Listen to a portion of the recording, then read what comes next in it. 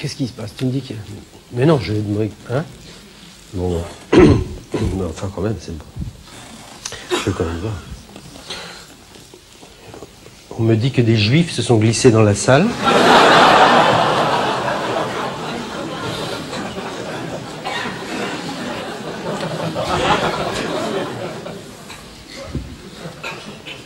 Vous pouvez rester.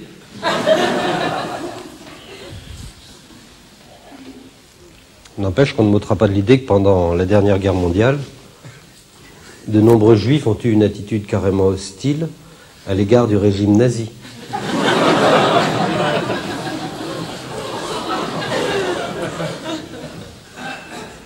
Il est vrai que les Allemands, de leur côté, ne cachaient pas une certaine antipathie à l'égard des Juifs, mais enfin, ça n'était pas une raison pour exacerber cette antipathie en arborant une étoile à sa veste, pour montrer qu'on n'est pas n'importe qui, qu'on est le peuple élu, et pourquoi j'irais pointer au Vélodrome d'hiver?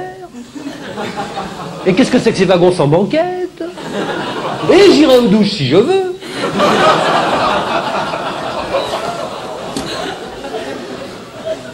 Quelle suffisance!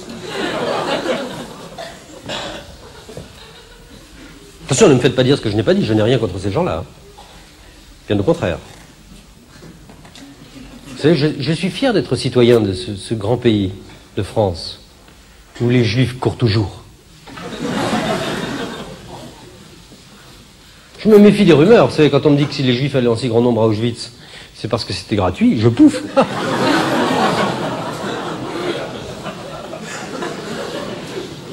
Puis attention, il y a Juifs et Juifs, hein. Oui, il y a deux sortes de Juifs. Il y a le Juif assimilé et il y a le Juif. Mais c'est pas du tout pareil. Le Juif assimilé, si vous voulez, c'est n'importe quoi. Alors vraiment, c'est le genre de mec... il regarde l'Holocauste les pieds sur la table en bouffant du cochon pas cachère. Ouais. Il est infoutu de reconnaître le mur de Berlin du mur des Lamentations. Ah non, lui, quand il voit un mur, il joue au squash. Hein,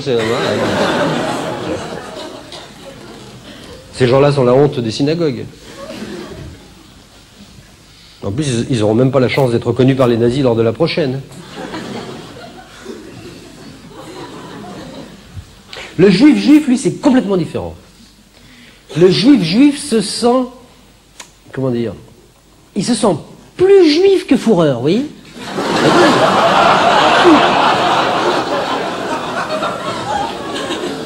Il renacle à l'idée de se mélanger aux gens du peuple non élu, en dehors des heures d'ouverture de son magasin, bien sûr.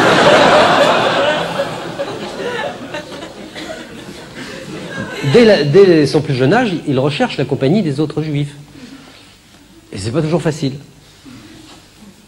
C'est vrai, naguère encore, les juifs avaient les lobes des oreilles pendants, les doigts et le nez crochus, et la bite à col roulé, hein.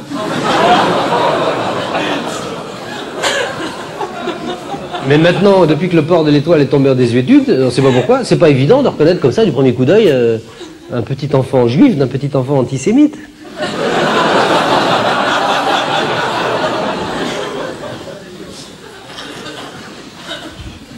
Vous comprenez maintenant, ces gens-là, les juifs, ils se font tous raboter le pif et raccourcir le nom. Alors on les reconnaît plus. Non mais c'est vrai, regardez Jean-Marie Le Pen Ovichten, on dirait un breton.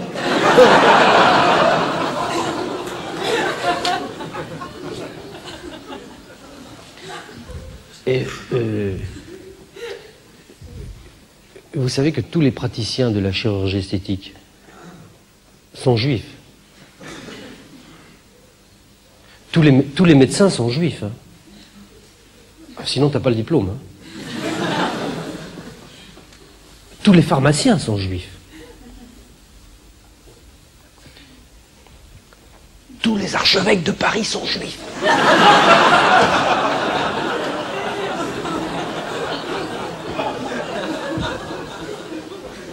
Tout le monde sont juifs.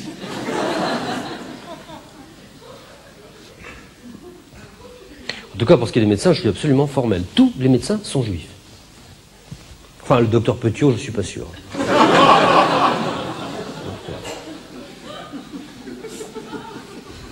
Vous savez pas qui était le docteur Petiot? Elle est bête. C'est pas grave, c'est pas vraiment une gloire nationale. Hein. Le docteur Petiot, comment vous dire, en un mot... bon, le docteur Petiot, si vous voulez, c'est ce médecin parisien qui a réussi à démontrer en 1944 que les juifs étaient solubles dans l'acide sulfurique. Hein.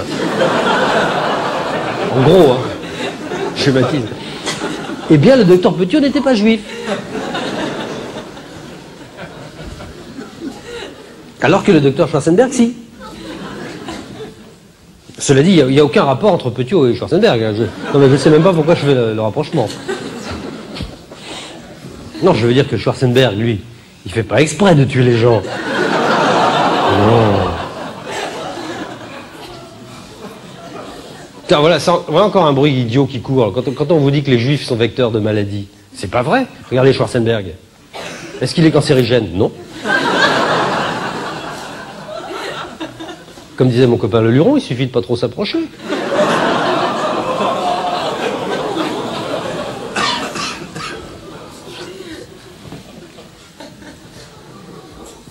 Les juifs ne se marient qu'entre eux, bien sûr. Hein. À ce propos, je relisais récemment un livre d'Harry C. Sédoui qui est paru chez Grasset il y a, je ne sais plus, 5 ou 6 ans, qui s'appelait Juifs et Français, dans lequel les auteurs demandaient à une grande journaliste de télévision, pleine de talent, très belle en plus, non pas Ockrent, une journaliste, quelqu'un qui écrit des articles, qui fait des reportages. Non, mais j'aime beaucoup Christine Ockrent, mais c'est pas ce qu'on appelle... elle est plutôt, comment dire, elle est plutôt mannequin télé 7 jours que journaliste, si vous voulez. Non, oui. Non, mais c'est bien, c'est un métier, hein. Écoutez, mais c'est vrai, un jour elle pose avec sa mère, 3 semaines après avec son grand-père, après ça elle a posé sur 2 pages avec son bébé, enfin c'est incroyable. Je suis sûr qu'elle aurait fait une fausse couche, elle aurait posé à côté du placenta. Hein.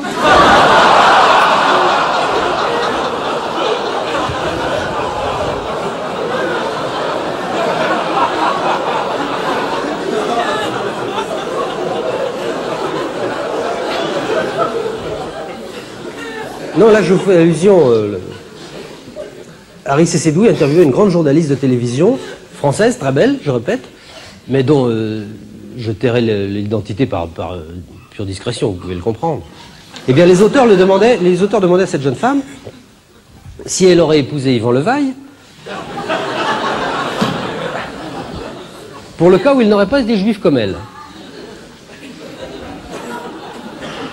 Ben voyez-vous, cette jeune femme a répondu que non, qu'elle n'aurait probablement pas pu tomber amoureuse d'un non-juif.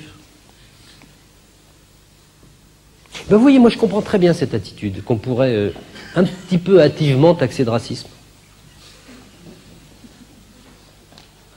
Oui, moi-même qui suis limousin. J'ai complètement raté mon couple parce que j'ai épousé une non-limousine. Une Vendéenne.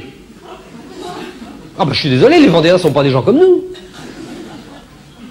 D'accord, ils ont des petits doigts, des lobes, des petits lobes et tout ça, mais je sais pas, nos patois ne sont pas les mêmes et nos coutumes divergent. Et divergent, c'est énorme, hein.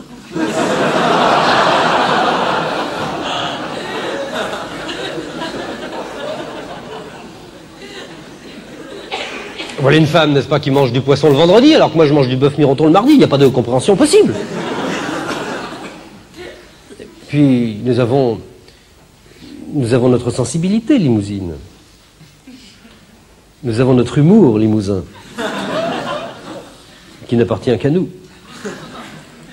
Nous partageons entre nous une certaine angoisse de la porcelaine, peu perméable au chouan. Il faut avoir souffert à Limoges pour comprendre.